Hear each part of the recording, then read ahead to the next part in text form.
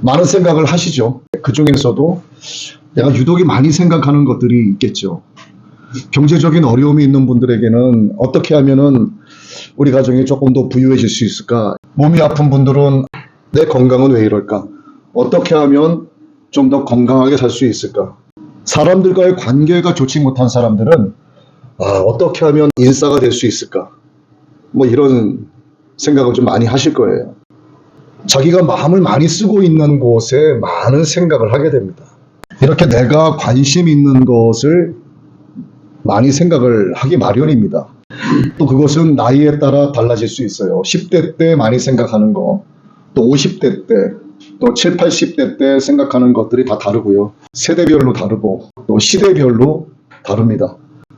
중세시대에 많은 사람들이 생각했던 것들, 근동시대, 또 오늘날 그 시대마다 여러 가지 이슈에 따라서 사람들의 생각이 다양하게 바뀌게 되고, 바뀌는 것에 따라서 그것에 더욱더 마음을 쓰게 되는, 그래서 생각이 마치 갈대와 같습니다.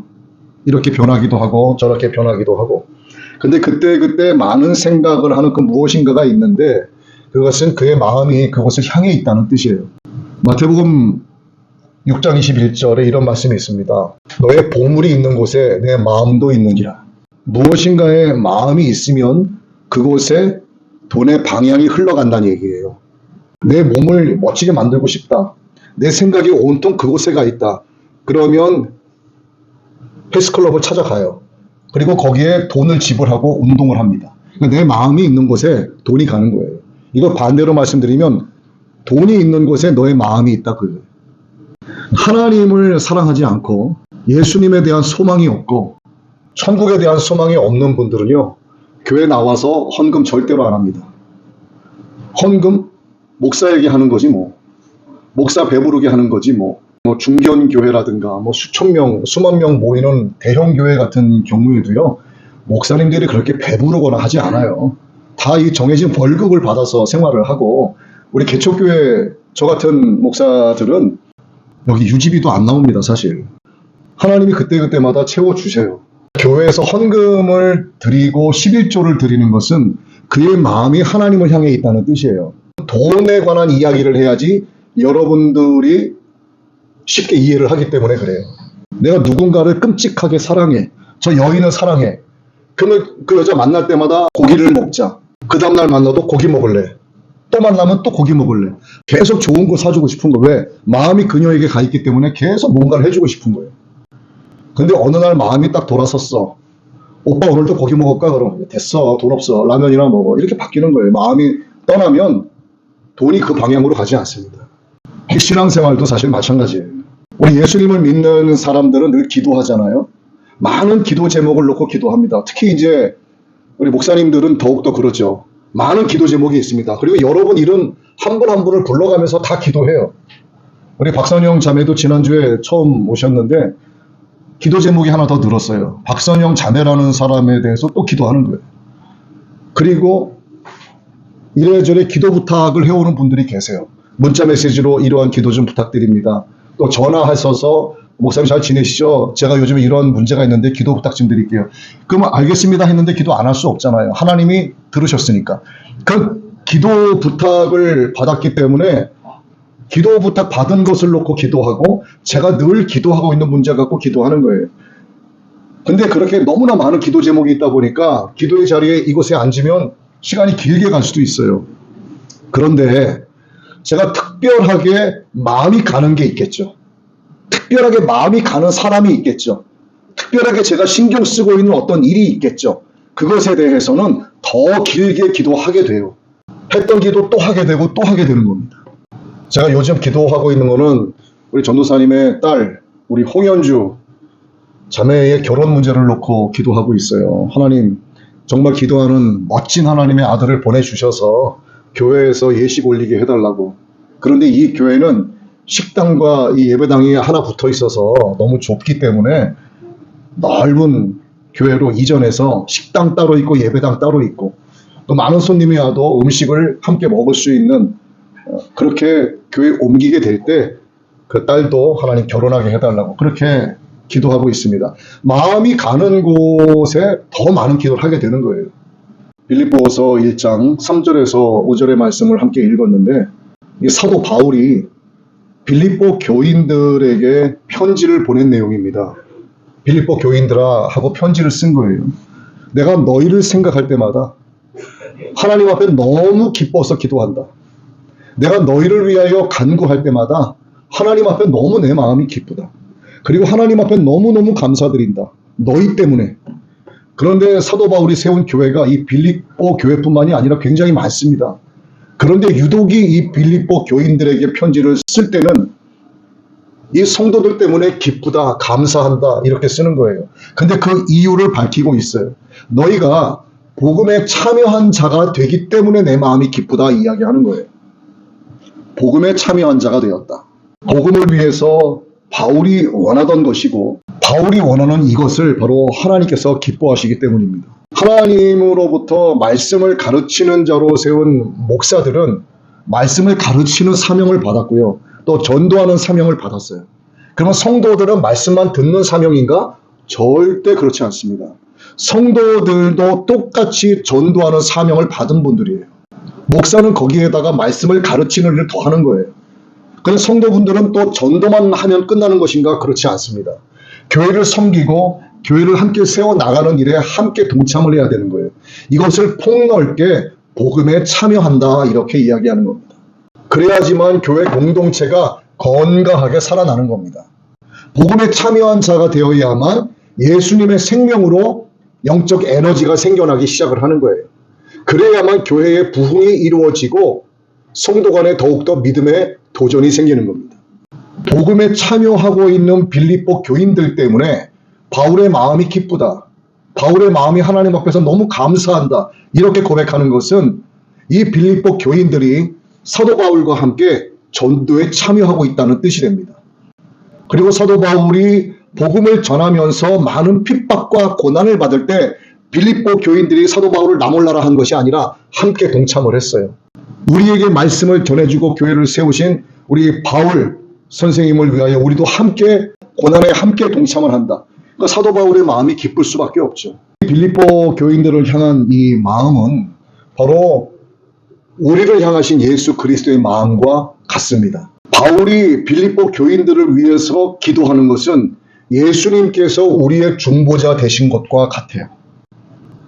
바울이 이 성도들 때문에 기쁘다고 말하는 것은 예수님께서 우리가 예수님을 믿고 하나님의 심판대 앞에 갔을 때 예수님께서 보좌에 앉아 계신 하나님 아버지를 향하여 아버지여, 이 내용이 성경에 기록되어 있지는 않지만 아버지여, 나의 핏값으로 산 당신의 자녀입니다 라고 예수님께서 기쁘게 말씀하시는 것과 같은 거예요. 이 말씀을 통해서 하나님이 우리가 무엇을 하면서 살기를 원하시는지를 우리가 깨달을 수 있습니다. 우리가 이 땅을 살면서 어떤 일에 가치를 두면서 살기를 원하시는지를 우리가 깨달을 수 있는 거예요. 하나님은 우리가 복음에 참여하는 자가 되기를 원하시는 거예요. 이건 사도 바울이라고 하는 한 사람이 빌립보 교인들을 향해서만 갖고 있는 마음이 아니라 제가 여러분에게 갖고 있는 마음과 똑같은 마음입니다. 저는 여러분들이 복음에 참여하는 자가 되기를 원해요. 전도하고 성경 말씀 읽고 늘 기도하고 교회를 함께 세워나가고 함께 천국을 소망하고 함께 예수님을 깊이 생각하고 그렇게 하나가 되어서 생명의 공동체를 이루어 나가기를 제가 간절히 원하고 있습니다. 즉 여러분들이 복음에 참여하는 자가 되기를 원하는 거예요. 사도 바울이 빌립보 교인을 향해서 갖는 이 마음이나 제가 여러분을 향하여 갖는 이 마음은 바로 예수 그리스도께서 우리를 향하여 갖는 마음과 똑같은 거예요. 그럼 하나님께서 우리에게 원하시는 것이 무엇인지를 오늘 이 본문 말씀을 통해서 우리가 깨달았다면 하나님께서 원하시는 대로 우리 살아가면 되는 거예요. 그래서 지난번에 제가 몇 번 말씀을 드렸는데 내 삶의 제1의 목표를 하나님의 기쁨을 올려드리는 것으로 삼아야 하는 거예요. 하나님께 영광 올려드리는 것을 내 삶의 제1의 목표로 삼고 살아가는 겁니다. 이게 예수 그리스도의 십자가 복음에 참여하는 성도의 삶인 거예요. 그래야만 하나님이 기뻐하시는 겁니다. 이 바울이라는 사람을 잠시 우리가 살펴볼 필요가 있어요. 바울은 복음을 전하면서 많은 고난, 많은 고초를 당했습니다. 모진 시간 속에서 예수 그리스도를 향한 이 소망과 예수 그리스도에게 받은 이 사명을 이루어내기 위해서 인내하면서 나아가고 있는 거예요. 이것이 예수 그리스도를 영화롭게 하고 하나님께 기쁨을 드리는 일이기 때문에 그렇습니다. 그런데 처음부터 이런 사람이었을까? 많은 사람들로부터 고난당하고 고통당하고 핍박당하면서도 전 세계를 돌아다니면서 복음 전하는 이 일을 태어나면서부터 했을까요? 그런 사람이 아니었습니다. 학자였어요. 요즘으로 말하면 최고의 신학자입니다. 최고의 수재, 최고의 석학. 그런데 이 사람이 말이죠. 예수님을 믿기 전에는 예수 믿는 사람들을 쥐새끼 뒤지듯이 구석구석 쫓아다니면서 감옥에 들어가게 한 사람입니다. 죽음에 이르게 한 사람이에요. 그렇기 때문에 기독교인들에게는 이 바울이라고 하는 사람이 아주 극악무도한 사람이었어요. 완전히 변화되니까 어떻게 되는가? 반전이 된 겁니다. 이젠 자기가 핍박받는 사람이 된 거예요. 이 당시에는 예수님을 믿는 게 그만큼 힘들었다는 거예요. 감옥에 가고 사자밥이 되고 화형을 당하고 십자가에 못 박히고 돌에 맞고 아주 나빴습니다. 그거를 잘 알고 있고 그렇게 해왔었던 이 사울이라는 사람이 예수님을 만나고 예수님으로부터 너의 이름을 바울이라고 바꾸라 말씀을 듣고 그때부터 사도가 되어서 바울이라는 이름을 갖고 전 세계를 돌아다니면서 이방인들에게 복음을 전하기 시작을 한 겁니다. 그리고 교회를 세우고 자기가 세운 교회에 편지를 보내서 그들의 말씀으로 굳게 서기를 바라는 마음으로 계속해서 이렇게 목양을 하고 있었던 거였어요. 마귀는요, 어떻게 해서든 그 길을 막으려고 합니다. 사도 바울이 더 이상 전도하지 못하도록 선교 여행을 하지 못하도록 사탄은 사탄의 방법으로 핍박받게 하고 굶주리게 하고 채찍에 맞게 하고 태장에 맞게 하고 돌에 맞게 하고 배가 난파돼서 여러 차례 죽음의 위기를 맞이하게 만듭니다. 더 이상 못하겠다. 너무 힘들어서 못해 먹겠다. 이 정도 했으면 그만해야지. 이게 사탄의 방법에 못하게 만드는 겁니다. 그런데 이러한 고초와 고난에도 끄떡없이 이겨냅니다. 왜? 복음을 전하지 못하게 하는 게 바로 마귀짓이라는 걸 잘 알고 있기 때문이에요. 이 바울이라는 사람이 자기가 그렇게 했잖아요. 예수 믿는 사람들 잡아다가 감옥에 쳐넣는 일을 자기가 하지 않았습니까? 자기가 마귀짓을 했던 것이기 때문에 너무나 잘 알고 있는 거예요. 그래서 예수님 만난 바울은 복음을 전하는데 자기의 생명을 바칩니다. 고린도후서 11장 말씀에 보면 강의 위험과 강도의 위험과 동족의 위험과 이방인의 위험과 시내의 위험과 광야의 위험과 바다의 위험과 거짓 형제 중에 위험을 당하고 또 수고하며 애쓰고 여러 번 자지 못하고 줄이며 목마르고 여러 번 굶고 춥고 헐벗었노라. 이외에 일은 고사하고 아직도 날마다 내 속에 눌리는 일이 있으니 곧 모든 교회를 위하여 염려하는 것이다.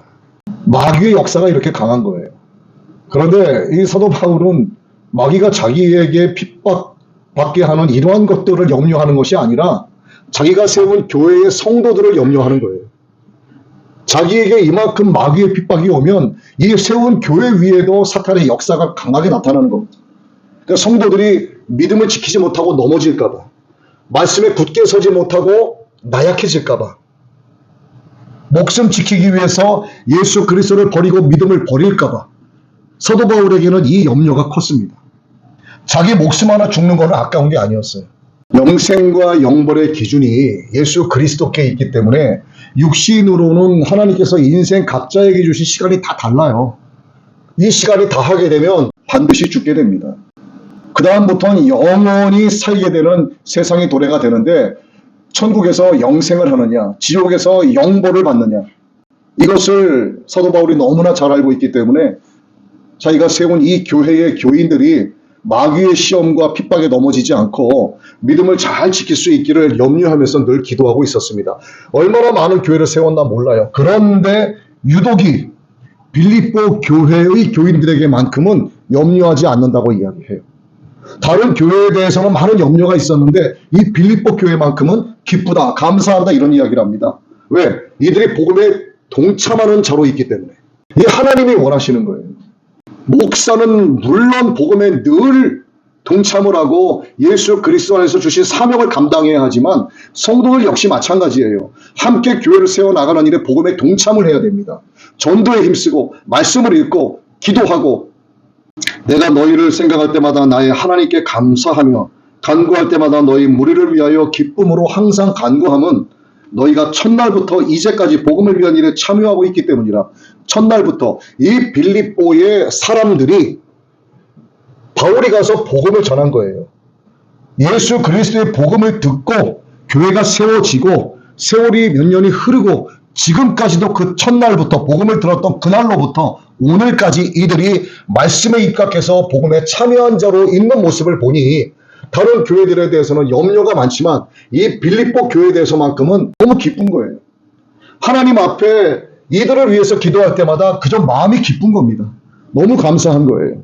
빌립보 성도들이 복음에 참여하고 있는 이 사실, 그래서 하나님께 감사하고 그들을 위해서 기도할 때마다 마음이 기쁘다고 말하는 이게 이들의 모습을 어떤 그림의 한 장면처럼, 어떤 드라마나 영화의 한 장면처럼 바라보실 게 아니라 오늘 제가 여러분을 향한 이 마음이 똑같은 거예요. 여기 계신 여러분들 가운데 누군가를 놓고 기도할 때는 마음이 참 기뻐요. 그런데 누군가를 놓고 기도할 때는 마음이 참 슬픕니다. 그런데 오늘 이 본문이 왜 그런지에 대한 이유를 밝히고 있는 거예요. 복음에 참여하고 있는 자에 대해서 기도할 때는 제 마음이 그를 놓고 기도할 때 너무 기쁜 거예요. 그래서 하나님 감사합니다. 그가 복음에 참여하고 있는 자가 되게 해주셔서 감사합니다. 이 기도가 나올 수밖에 없어요. 그런데 복음 전하기를 부끄러워하고 복음에 참여하지 아니하고 그러면 그를 위해서 기도할 때는 마음이 참 좋지 않은 겁니다. 믿고 싫은 마음이 아니라 아프고 안타까운 거예요. 목사는요, 성도들을 생각할 때 아들과 딸처럼 생각을 해요. 나이하고 관계없습니다. 그래서 아버지의 마음으로 사랑하고 아버지의 마음으로 안타까워하는 거예요. 이게 하나님 주신 마음이에요. 그러니까 이 사도 바울이 이들을 놓고 기도할 때 기쁘다, 하나님 감사합니다 기도하는 것처럼 저도 몇 분 안 되는 여러분들이지만 여러분으로 인하여 기쁘고 감사가 많았으면 좋겠어요. 여러분들이 복음에 참여한다고 저에게 개인적으로 유익이 되는 게 뭐가 있겠습니까? 여러분 한번 엄밀하게 따져보세요. 제게 개인적으로 유익이 되는 거 아무것도 없어요. 함께 교회를 세워나가는 겁니다. 하나님께 기쁨 드리고 싶어서 우리에게 주신 성도의 사명 이루어 나가면서 우리 예수님께서 기뻐하시기를 바라기 때문에 복음에 참여하는 일이 무엇인가 조금 더 구체적으로 말씀을 드려볼게요. 내가 교회를 위하여 할 수 있는 일을 찾아서 하는 거예요. 허드렛 일부터 전도까지. 교회에 허드렛 일이 뭐가 있을까요? 저는 제가 하고 있는 게요, 매일 화장실 청소 한 2번씩 해요, 제가. 그리고 주방도 제가 항상 청소하고, 우리 전도사님이 바닥 청소하고 매일 제가 음식물하고 쓰레기 정리하고. 그러니까 이 개척교회 목사는 할 일이 너무나 많아요. 그러니까 모든 걸 다 해야 됩니다. 심지어는 여러분 예배 마치고 무엇을 드시게 할까까지 고민을 해야 돼요. 정 생각나는 게 없으면은 빵밖에 준비 못하는 거예요, 지난주처럼. 그러니까 그것을 함께 나누었으면 좋겠다는 얘기입니다. 그런 얘기가 있어요. 뭔가를 받는 것을 계속 받다 보면 이게 당연시 여기게 되는 겁니다. 당연시 여기기 시작을 하면 그 다음부터는 요구하게 돼요. 이건 정말 잘못된 거예요. 바로 그것을 아주 어린 믿음이라고 이야기합니다. 믿음이 성장이 되면 내가 주를 위하여 무엇을 할 수 있을까? 내가 교회를 함께 세워나가기 위해서 내가 성도로서 어떻게 복음에 참여할 수 있을까를 생각하게 되는 겁니다. 하나님이 원하시는 게 바로 그거예요. 섬기는 일에서부터 힘써 기도하는 일까지, 헌신 봉사하는 것에서부터 재정에 이르기까지 내가 할 수 있는 것이 무엇일까? 하나님께 기도하면서 두드리고 찾고 하나가 되어서 교회를 함께 세워나가는 일, 또 나라와 민족을 위해서 여러분 함께 기도하시고 부흥의 자리에서 떠나지 않기를 기도하시고 회개하면서 주님의 신부가 되기를 기도하시고 항상 하나님의 말씀 사모하고 말씀을 읽기를 열심히 하시고 늘 기도해서 성령으로 충만한 것, 이게 복음에 참여하는 겁니다. 복음에 참여하기 위해서 가장 기본이 되는 게 무엇일까? 바로 기도하는 일이에요. 기도하는 자에게 하나님께서 성령을 주십니다. 기도할 때 성령의 충만을 달라고 기도해야 돼요. 하나님의 성령을 부어주시면은 말하지 않아도 저절로 복음에 참여하는 자가 됩니다. 왜? 성령께서 그를 그렇게 인도해 나가시기 때문에 그래요. 하지만 기도하지 않는 자는 교회 10년을 다녀도 똑같습니다. 냉랭하고 차가워요. 내가 교회를 위하여 할 수 있는 일이 무엇인가를 깊이 생각하고 복음에 참여하는 것, 이게 바로 하나님께서 기뻐하시는 일입니다. 이러한 성도의 모습, 이러한 교회의 모습, 이러한 교회를 함께 세워나가는 그분들이 천국에서 함께 생명 공동체가 될 수 있는 분들이에요.